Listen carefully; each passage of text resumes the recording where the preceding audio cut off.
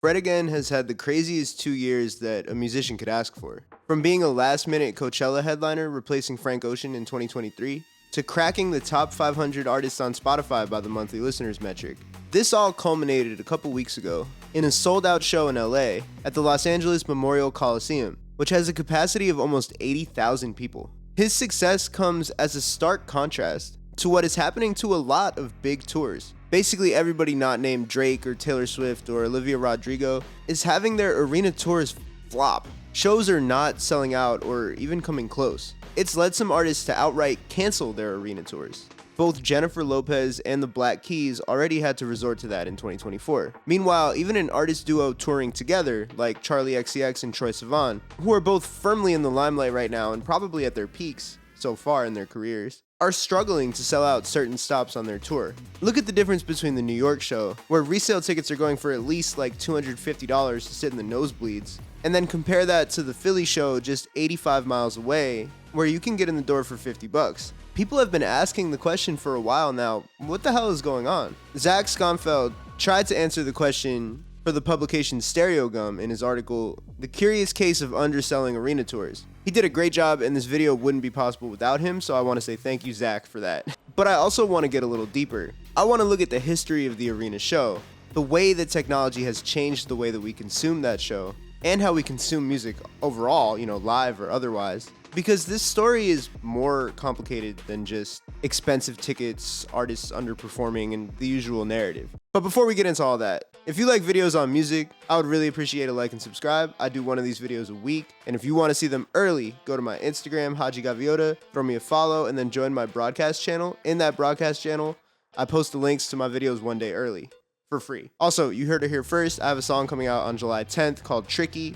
If you like the instrumental playing in the background, it's from that, so that should give you an idea.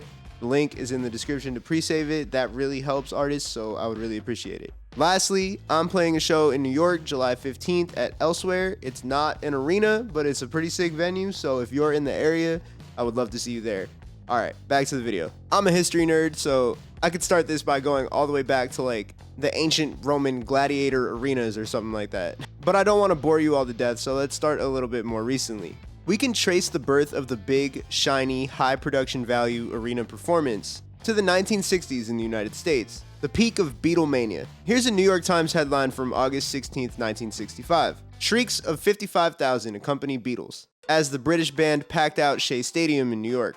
The article calls the crowd the largest collection ever seen and heard in one place. It gives us context that this wasn't a particularly normal sight, to see that many people packing out a big stadium or arena just to see one artist. But that format would grow in popularity in the 1960s and 1970s, as more rock bands became immensely popular. Think of guys like the Rolling Stones, Led Zeppelin, and The Who.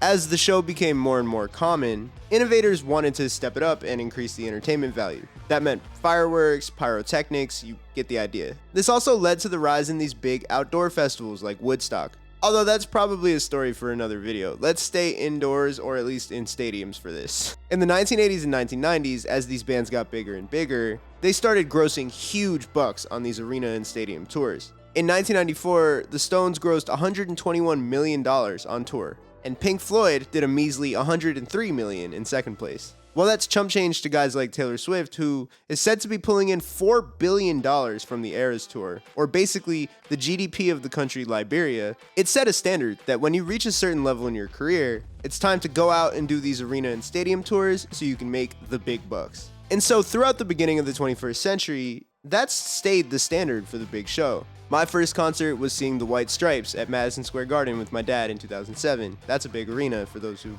aren't familiar with New York. We were all the way in the nosebleeds, and I definitely had fun, but I remember thinking like, man, I could barely see these guys. And when we talk about why some fans don't like going to arenas and stadiums to see their favorite artists, it'll come back up, but let's take it one step at a time. So we understand why artists would want to play these shows, of course. The economics of it are pretty simple, at least at first. The bigger the venue, the more tickets you can sell. The more tickets you sell, the more money you make. So by that logic, if an arena can fit 50,000 people and you sell 20,000 tickets, then you would make more money theoretically doing that than selling out a 10,000 cap venue. Of course, the economics of the live show are much more complicated than that. But to understand the financial motivation to pick arenas for your tour, this is good enough.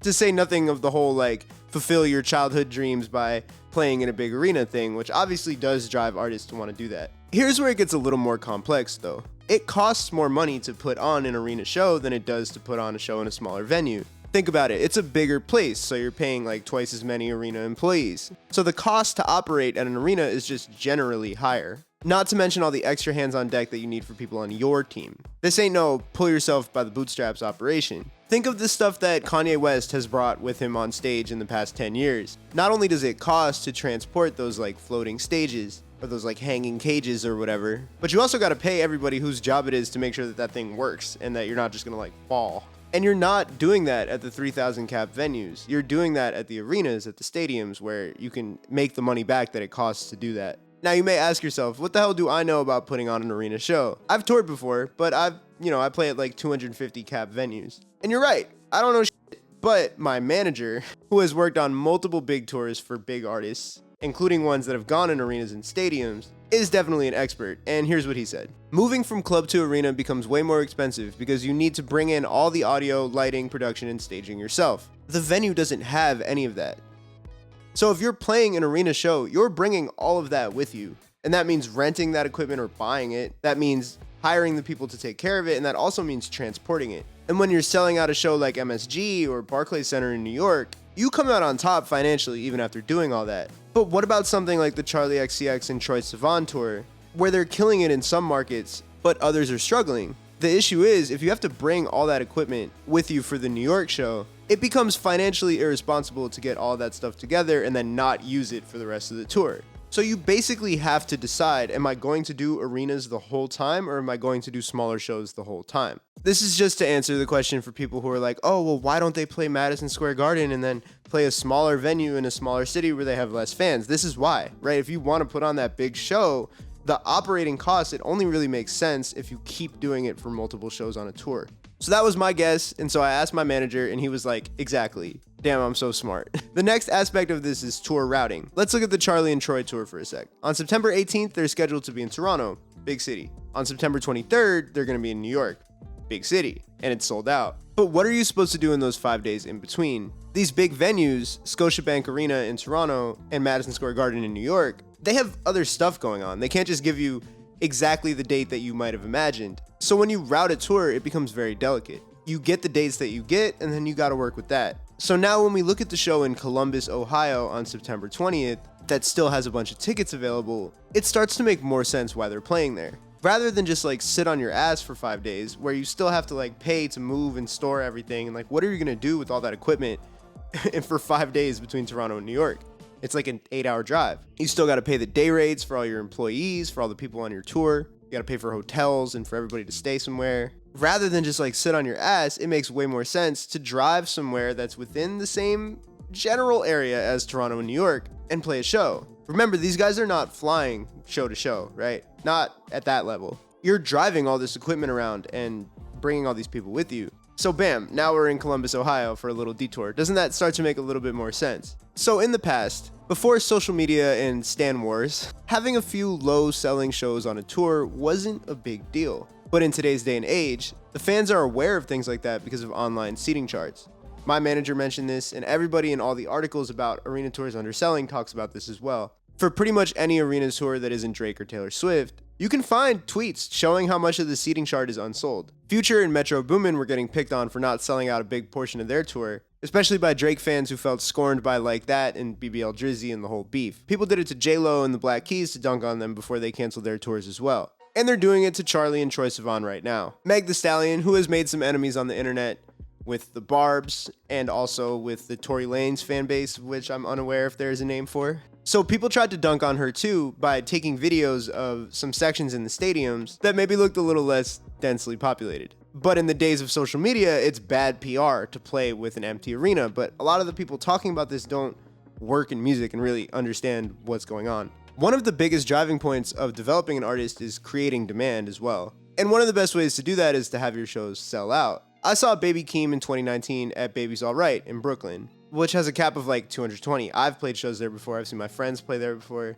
Like I talked about in my video on Baby Keem, he probably could have played a bigger venue, but they want to create the image of demand. Ooh, everybody's gonna be there, can I get a ticket? Even if there are 10 times as many people with tickets at a half-sold arena tour than there are at a sold-out 220 cap venue, in one of those cases, it looks like the must-go-to event, and the other one looks like a failing operation. It's all about perspective, and that effect is happening at the Charlie shows in markets like New York and LA, where the shows are selling out and people are dying to get in. But at the same time, if you're on Stan Twitter and you're pitted against Charlie XCX for whatever reason, maybe you're a Swiftie and some of the lyrics on her album Brat rubbed you the wrong way, then you can screenshot the seating chart for that Columbus show and get, 20,000 likes. Have at it. In fact, it's in cases like the Charlie and Troy tour, where we see people who live in New York and LA, or wherever the popular show is, they're traveling to other cities with their friends to go see the show. Obviously, this costs a lot of money, but in some cases, it's actually cheaper than buying the resale ticket, especially in regards to like the Eras tour.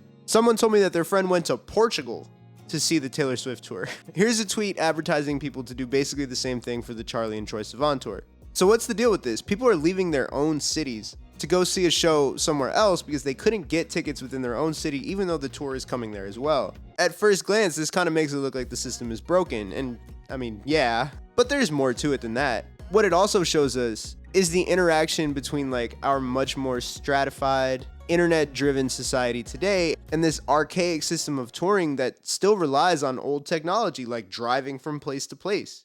You can't just beam somebody to where all the cities where they're the most popular. And in the old days, this is certainly a generalization and it's a little bit anecdotal, but it's a feeling that I have. I don't think there were as many options. No matter where you lived in the United States, you heard what you heard on the radio, and so did all your friends. Or in the 80s and 90s, maybe you saw it on MTV instead. If you liked it, good news. That artist is probably going to come to your city or somewhere close. But today, you can be into so many different kinds of music on the internet, and it can be shaped by the lifestyle that you live. But even though the discovery of music is driven by the internet, you also have these scenes that are physically clustered in certain places. You're much likelier to pluck someone off the street in Bushwick, Brooklyn, New York, or in Silver Lake, LA, and have them be a Charlie XCX fan than you are in like Columbus, Ohio. At the same time, look at the tour routings for country artists like Morgan Wallen or Zach Bryan.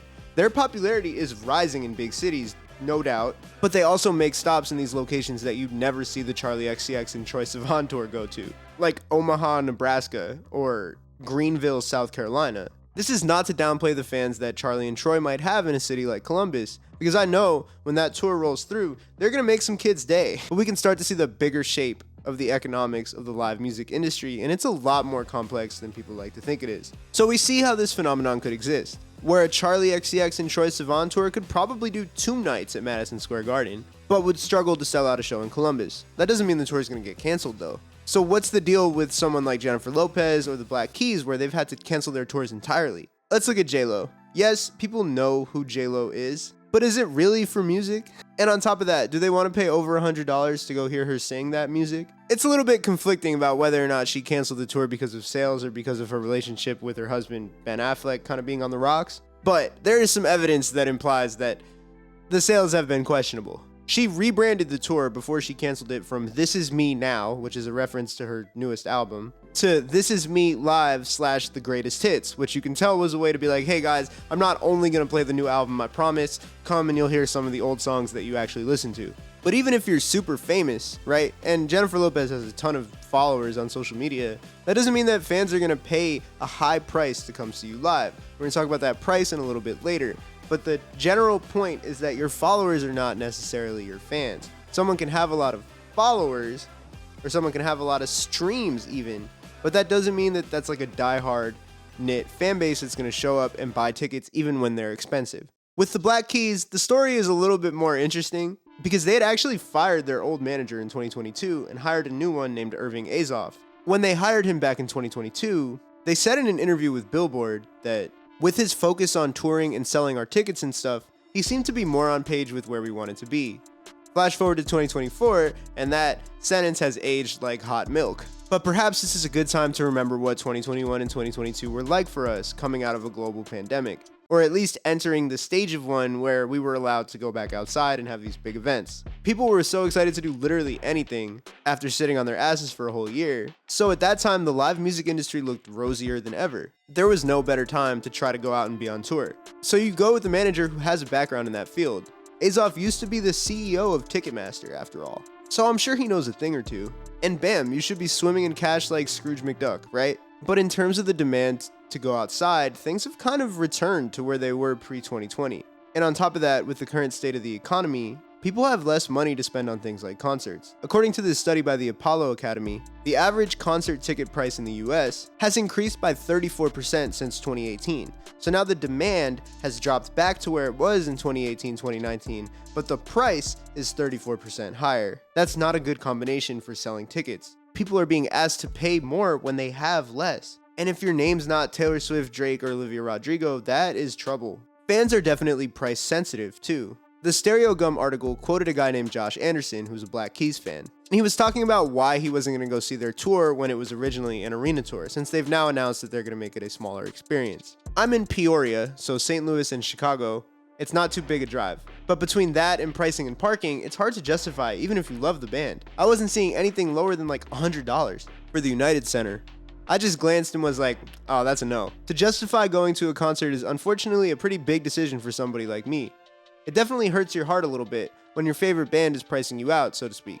It's kind of bittersweet because as a fan since probably 2007, I like to see them have as much success as possible. But also, selfishly, I'd rather them perform lower scale. Clearly the Black Keys heard fans like Josh, because they are planning a new tour in smaller venues. Or as they called it on social media, a similarly exciting, intimate experience for both fans and the band. So why wasn't Josh seeing any tickets for under $100? Who sets the prices when a band plays at a venue? This article in the New York Times helps explain why the prices are so high. Global promoters like Live Nation and AEG often offer artists a guaranteed payment covering all their shows. A bigger guarantee means that prices must be higher to recoup that investment. Let's take that piece by piece, using what we've discussed already about how some shows sell higher than others. Getting a guaranteed payment for all the shows is very appealing for artists because they need to budget the tours up front, hire everybody and pay for all the stuff that goes into the tour being great. If you already know how much money you're working with, then you can set the tour up so that you don't go into the red. Tinashe went viral back in April for telling Nylon Mag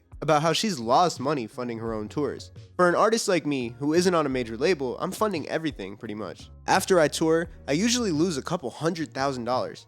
We have to hire new choreographers and new dancers, we have new screens, new productions. That's aside from the logistics, the bus, lighting directors, production design, people that put it up and take it down every night, people that load it onto trucks, different drivers. It ends up being a lot. But I also don't have the luxury of being able to spend months in rehearsals. So we plan. But we had 5 days of rehearsal and then 2 days of tech. So for an artist planning a tour, the allure of a guarantee high enough to cover all these costs is obviously very appealing. And the promoter says, okay, well, if you want X amount of money for the tour, then we'll need to set the prices this high. Because we're expecting you to sell out in these areas and maybe not in these other areas. They want to make sure they'll be able to get their return on investment that they're putting into the shows. And so the people who lose out are the fans, who have to carry the brunt of that financial damage. But it isn't just necessarily artist greed. With the cost of gas, travel, and basically everything on the rise, that factors into how much artists and their teams have to budget for the tour. The band Animal Collective canceled their Europe tour in 2022 because they couldn't find a way to make a budget that didn't have them losing money. They posted about it on Instagram. From inflation to currency devaluation to bloated shipping and transportation costs, and much, much more, we simply could not make a budget for this tour that did not lose money, even if everything went as well as it could. There also isn't enough arena-capable equipment to go around. And with the boom in touring after the pandemic, that created an issue as well. There was a much bigger demand than there was a supply. One nameless tour manager spoke about it in the Stereo Gum article. Everything is ridiculously expensive. There's not enough gear for everyone to share, so vendors are having to pay high amounts for equipment. A single bus for a 6-week tour can cost $100,000. Multiply that by multiple buses, and then trucks, and then crews are at a minimum. So they're getting top rate now because there's not enough crews. What happened after the pandemic is, everyone was ready to tour all at once. There's not enough gear to cover all that. A lot of bands have had to cancel tours because they don't have gear, or they couldn't afford the gear. I was on a tour with somebody last year, where we had to book a private jet because there were no buses available. For the first week of the tour, we had to charter planes. So even if you have the money for the tour, or at least you normally would, there might not be enough gear for you to actually put it together. So you might say, okay, leave the big screens and the fireworks at home. We just want to see the music. But imagine how weird it would look to see an artist at these big venues without all that production value. Much like people making fun of the empty seating charts on social media, they would clown the artist for having a broke boy setup. The mysterious tour manager said as much. There's the expectation to have that production. If people went back to having just 2 trusses of lights and a PA and no frills, if it was just about the music, they can afford to tour. But everybody wants to see those flashing lights. Everyone wants to see that video. Are you really going to charge fans $100 just to sit in the 300 and 400 section and need to bring binoculars so they can see you, and then put on the same type of show that I would put on in a 250 cap venue? That would be ridiculous. Artists are also pressured to set the costs high for their tours, because touring is traditionally where artists make actual income. You see, the money that you receive from a label in exchange for your masters for a set period of time or whatever is a loan. You then have to recoup that money through the commercial performance of the music and the money that generates. Alright, let's say you sign a deal for $100,000 for 10 songs. It's pretty artist friendly, you know, they give you a good split. Maybe 70% goes to you, 30% goes to them. This is based off like a real deal that I know somebody signed. I'm not gonna like name names, but whatever, right? After taxes, that $100,000 becomes $60,000, $70,000, something like that. That's like the salary that like 1 year at, you know, some corporate firm as a slug would get you, right? And that's for 1 year. So that money is all you get until you sign another deal. So you deliver those songs and you recoup or you don't or whatever, it doesn't really matter. But then you have to sign another deal and have enough leverage to get another deal and get the same thing. And that's not even counting all the money that you would have to spend on operations, on, you know, creative, getting music videos done, getting art done, unless you're going to do every single one of those things yourself. Or let's say an artist is independent, then you're relying on streaming services and they pay you like dirt. That's been discussed a lot. I've talked about it. No reason to go too far into it now, but artists don't make that much money on streaming services. One of the only places that after you reach a certain size, you can get like a guaranteed amount of money that's consistent is from touring. You know, you can also sell merch, which you can sell online, of course, but where do you think one of the best places to sell merch is? It comes from happy fans who just happen to watch you perform live. Maybe you're even at the merch booth hawking it yourself. When they're at home in bed and you post the link to the merch, they might look at it and be like, $30, $10 shipping. I don't know if I can swing that this week. So the artists are getting squeezed for the value of their actual music. And then in turn, the fans end up getting squeezed in the live music world. That probably leads you to ask, who the hell is making the money in this operation? Some of you guys may see where I'm going with this. A huge chunk of the live music industry is under control of 2 different companies, Live Nation and AEG, but mostly Live Nation. Live Nation is an entertainment company and a venue promoter that also owns the ticket company Ticketmaster. They had a merger in 2009 and 2010, and people were mad about that when that happened too, but it ended up getting approved. So not only do they promote the shows, but they also own hundreds of venues across the United States. If that wasn't enough, they also own artist management companies, including some big ones like Rock Nation. So there are artists out there whose managers, tour promoters, and the venue that they're playing at are all under the same company. That sounds like it can get really messy. Live Nation and Ticketmaster have gotten a lot of flack over the past couple of years due to rising ticket prices, general mishandling of big ticket releases like the Taylor Swift Eras Tour, and most recently, a huge data hack where a bunch of customers' passwords were taken and are being sold on the dark web right now. If you have a Ticketmaster account, change your password. It has gotten to the point that the US Department of Justice is actively trying to break up Live Nation and Ticketmaster. One of the biggest complaining points for people is the outrageous service fees that they have to pay on top of the face value of the ticket. Live Nation fought back against this characterization, saying that calling Ticketmaster a monopoly may be a PR win for the DOJ in the short term, but it will lose in court because it ignores the basic economics of live entertainment, such as the fact that the bulk of service fees go to venues, and that competition has steadily eroded Ticketmaster's market share and profit margin. Let's look at those last 2 points. First of all, they don't actually say how much the bulk is, so it's kind of hard to use that as a real financial number. And also, we've established that Live Nation owns at least a piece of a bunch of the venues that they book at. So when they say the fees go to venues, they might not be lying, but in at least some cases, that means that they go right back to Live Nation. And the thing with fees is that in some cases, for popular shows, they don't even end after all the tickets are sold the first time. Ticketmaster has what they call verified resale tickets that you can buy right through their site. Let's take a look at the McGee show coming up in New York, which I tried to get tickets to when it came out, and I couldn't.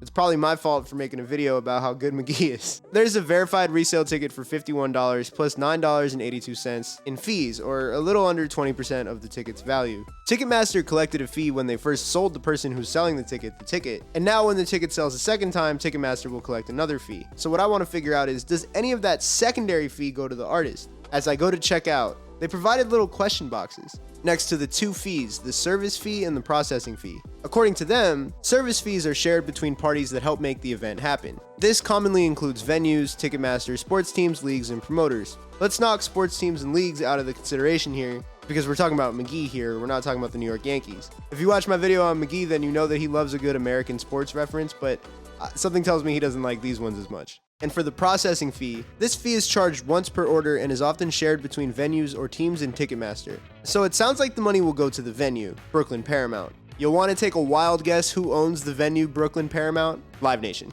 Think about someone like Charlie XCX, who sold out the show at MSG in New York, but isn't selling out some of the other shows. If these resale fees were allowed to go to her and her operation, then it can help even out the costs of the tour, with some of the worst selling shows. And if they anticipated getting some extra money on the resale market when they announced their MSG show knowing that it was going to sell out, then they could even bake that into the price of the tour in the first place and thus maybe start with lower ticket prices across the board. Instead, if I go to buy the resale ticket for the Charlie XCX tour at MSG, I'm giving Ticketmaster an extra $80, or I'm giving money to the Madison Square Garden company. Neither of which I really want to do.